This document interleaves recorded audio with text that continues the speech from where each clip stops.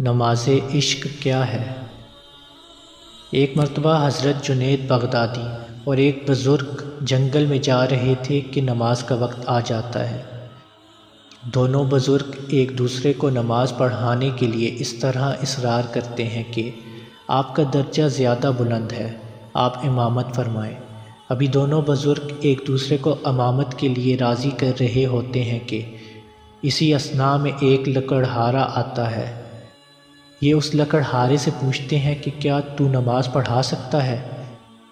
وہ لکڑہارا کہتا ہے، کون سا مشکل ہے؟ لکڑہارے نے لکڑیاں رکھ کر نماز پڑھانا شروع کی۔ دوران نماز لکڑہارے نے کسی سجدے کو بہت زیادہ طویل کر دیا اور کسی سجدے میں جلدی سے سر اٹھا لیا۔ نماز ختم کرنے کے بعد دونوں بزرگوں نے لکڑہارے سے اس کی وجہ پوچھی تو لکڑہارے نے کہا کہ جب میں سجدے میں سبحان ربی الاعلیٰ کہتا تھا تو جواب آتا تھا، لبیک یا عبدی۔ جب تک جواب نہیں آتا تھا میں سر نہیں اٹھاتا تھا۔ یہ نماز عشق ہے۔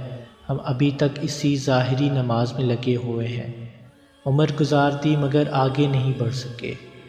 جہاں نماز کی ابتدا کی تھی وہیں نماز کی انتہا پر ہے، جبکہ حدیث شریف میں آتا ہے، مومن کا کسی مقام پر رک جانا حرام ہے، بڑھتے رہو اور اس کی طلب میں بڑھتے رہو حتیٰ کہ اس کی طلب میں جان چلی جائے۔